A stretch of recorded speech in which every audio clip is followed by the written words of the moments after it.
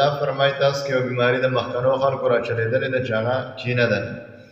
یو پیرا و شیطان د بخره باندې چې کوم د سوداګانې بار کړې وي او لاره کې ولا یو کس مخې له ورغلی ویل په دې خره سره څه بار دي؟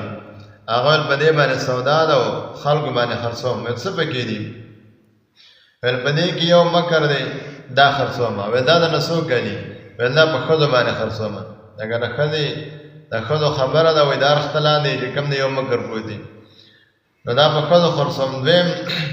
دویم تکبر دی دا په چا خرڅوي؟ دا په سرمایه‌دارو خلکو باندې خرڅوم. او ویل دریم ویل بل څه دي؟ ویل دا کینه ده او بل سپک ګڼل دي. نو ویل دا په چا خرڅوي؟ دا په دې مولانو باندې خرڅوم.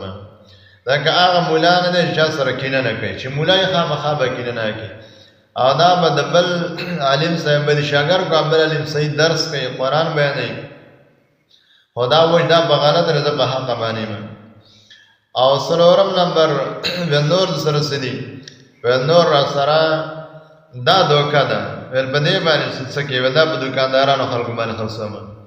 نو دوکه په دوکاندارانو کې ډېره سوایي او بیا سبزۍ والا چې کم دی نو دیسي شی هغه بیکار او څښا شی ولا یخ کې منځ کې بند کړی او په سر باندې ښایسته ښایسته مزېداره سبزي چې کم دی خوست دي نو دا دوکه ده او په دې باندې الله تعالی خفه کېږي د بنده نه.